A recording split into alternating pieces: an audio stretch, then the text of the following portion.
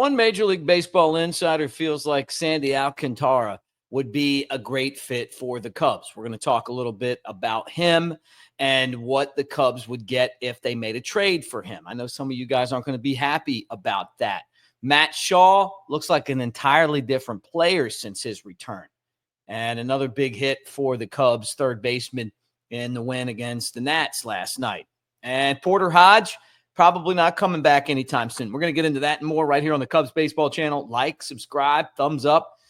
Do all those things that we ask you to do because we want you to be part of this and share with your friends. We're trying to get to 10,000 subscribers. We're trying to get a lot of views.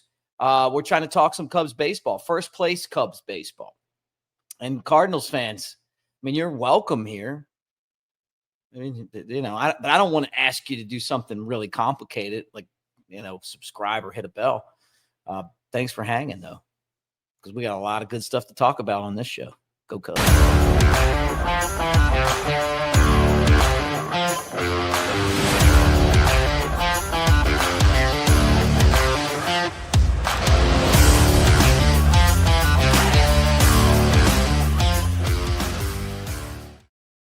What's up, everybody? Mick Gillespie, Cubs Baseball Channel, and great to see you guys today. All right, let's get right into it.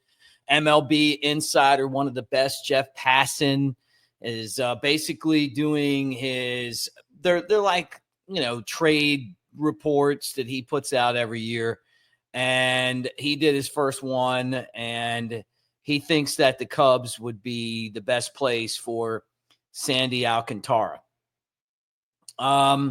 Okay, look, I mean, we've talked about this before. It's his trade deadline preview. And he's like, hey, this guy would be a good fit for the Cubs. I'm gonna go over this again. Okay. First off, Alcantara is awful right now. He's got an 8.47 ERA and a 2-7 record. I mean, he just goes out there and gets skull drug every time he pitches right now. Okay. That's one hand here.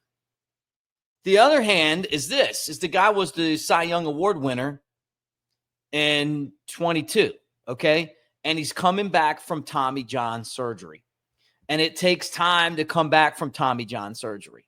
His pitches don't look like they will when he gets totally recovered from the TJ. And some guys come back and eventually are better than they were when they were originally great pitchers. And that's the risk that the Cubs are going to have to take if they make this deal, right? So first off, Major League Baseball pitching Cy Young Award winners are a super premium, okay? And I can remember, Theo Epstein and when his tenure as the GM, president or whatever for the Cubs was always looking for that super elite talent, right? And a Cy Young Award winner is super elite. And also looking to buy low and sell high, right? Or buy low and get something out of it. And I don't know what the price would be for Alcantara. I just don't know.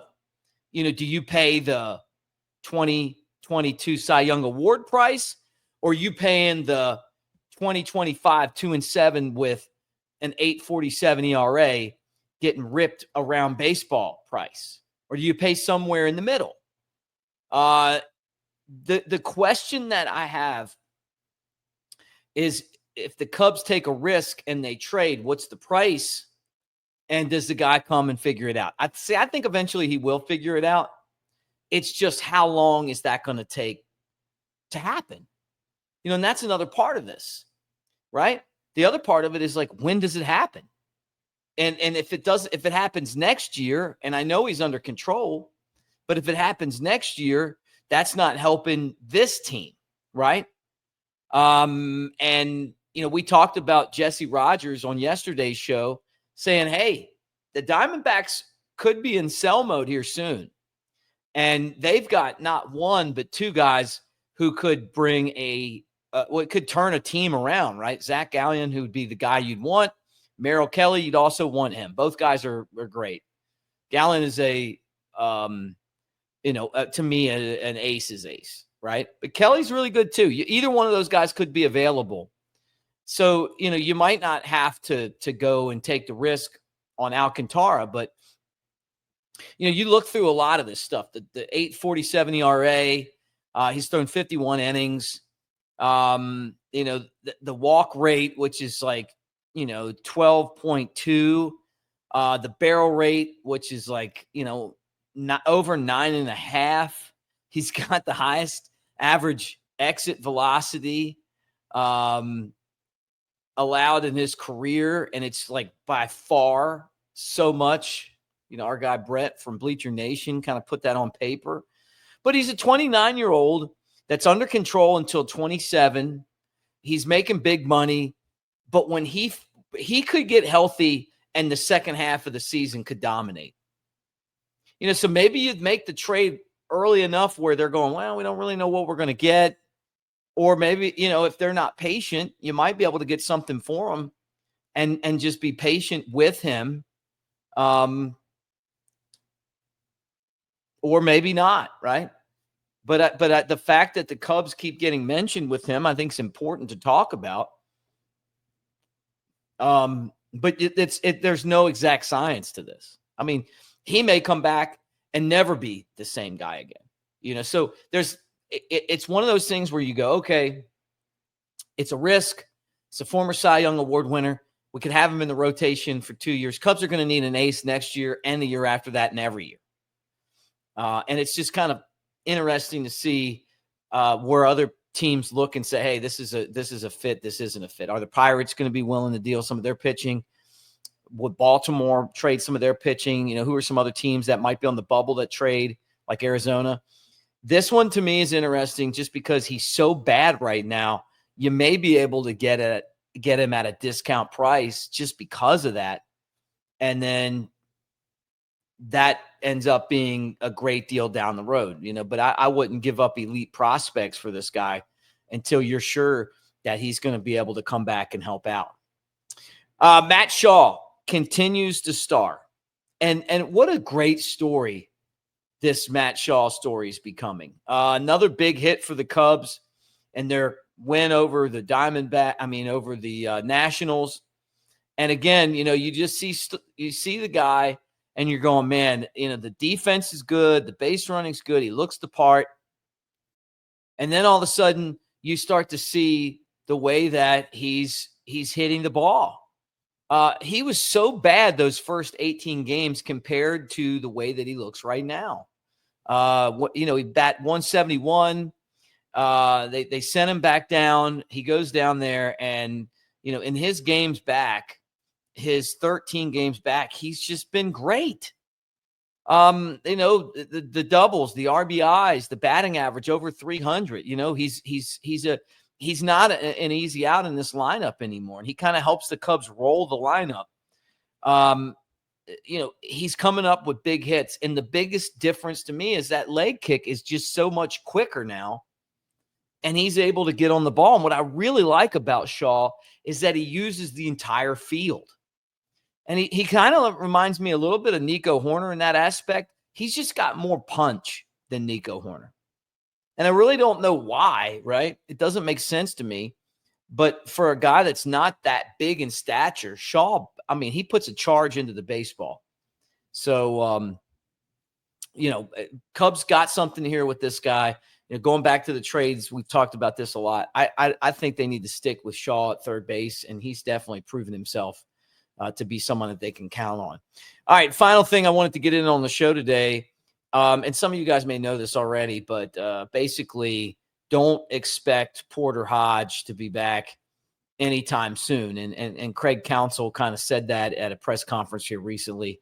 But, up until his last couple of games, he was just a really integral part of the Cubs bullpen. Just getting it done, right? But he's got an oblique issue and he's got a hip problem. And Counsell's basically saying that, he's working through the oblique, the hip is causing problems, and it's going to require a rehab assignment, and they're not anticipating him returning, right? The hip injury is something that you got to take seriously, obviously more than an oblique. So the Cubs aren't going to have him. and I wonder how that affects what they do. Do they go out and get somebody off of the scrapyard, which they've done? We saw Genesis Cabrera as a Cub, pitching in last night's game. Is he going to be able to help you? What's the future look like with some of these guys? Like I just watched Jackson Wiggins throw in Double-A, and he's a guy to keep an eye on. I'm telling you right now. I mean, he just is. And I see him. I know they got him as a starter right now. I see him as a reliever and a high leverage reliever. And I see it could possibly happen this year. Throwing, 99 miles an hour fastball. It's good. He keeps hitters off balance. And he's someone that I could see coming into these games and getting some outs when the Cubs need him. And with Porter Hodge being extendedly out, Jackson Wiggins, I think if he continues to do what he's doing, it could be sooner than later that you guys see this guy in the big leagues. It just feels like that when you look at the need and then you look at what talent they have. Another excellent outing for him as these guys try to force the Cubs to put them in the major leagues. All right, Cubs and Nats doing it again after another nice dub for the Cubs. I love to say that. I mean, the W flag flying now, 16 games over 500. And it's Matthew Boyd's turn, 5-2 and a 3.08 ERA. And he's matched up against Mackenzie Gore. Gore gets to start at 2-5 and a 3.16 ERA. Pretty good pitching matchup. It's at Nationals Park, 6:45. Cubs just continue to try to roll. This is a tough road trip for them, but an 8-3 win last night.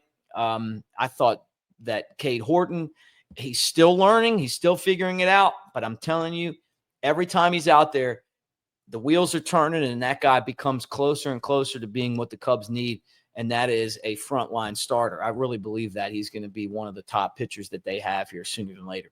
All right, thanks for hanging. Get in the comments section. Tell me what you guys think. Did you like having Naren on a couple of days ago and talking with me? I certainly did. Love to hear from all of you guys. I know some of you are going to be like, look, the Sandy Alcantara, the talk is there. That's why we're bringing it up. And the Cubs do need a starter right now, someone that they could put frontline starter. The guy won a Cy Young Award. And I mean, you wonder what the price is. Could the price be low enough where you're patient and let him get healthy? We'll find out. Anyway, let me know what you guys think. We'll do it again tomorrow. Great win. Go Cubs.